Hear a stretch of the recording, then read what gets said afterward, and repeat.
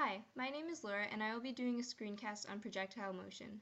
Projectile motion is the two-dimensional curvilinear motion of an object that is thrown or projected by some means.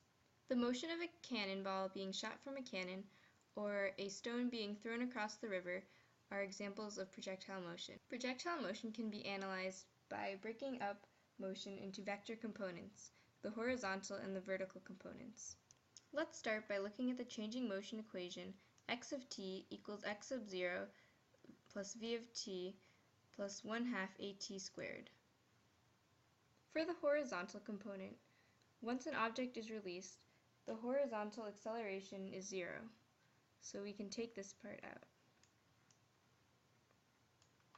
And we can also set x sub 0 as 0, since we can assume that the initial position is 0. Then we are left with the horizontal component equation x of t equals v sub 0 t. Let's look at the vertical component using a different color, yellow. We know that once an object is projected, it travels at a uniform velocity in a free fall motion. So in the vertical direction, vy equals 0.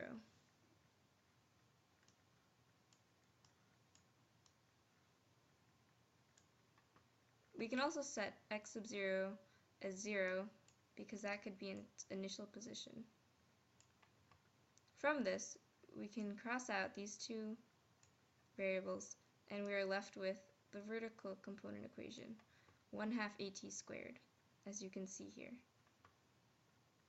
Now we have the two components. When we look at projections at arbitrary angles, at angles relative to the horizontal, we also analyze this motion in components. We can use the initial velocity resolved into rectangular components. For example, vx sub 0 equals the initial velocity v sub 0 cosine theta, and vy sub 0 equals v sub 0 sine theta. And these are the initial velocity components. We can see where these come from clearly when we draw the motion diagrams and look at the vector components. For example,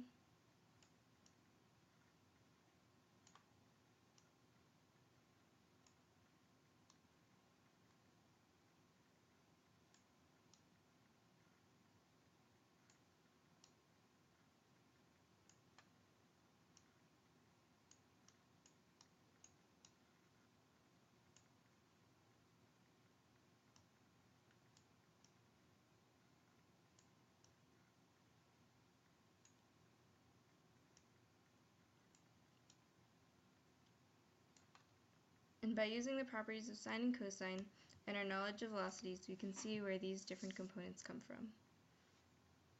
An equation that uses these two components is called the range equation, represented by this equation here.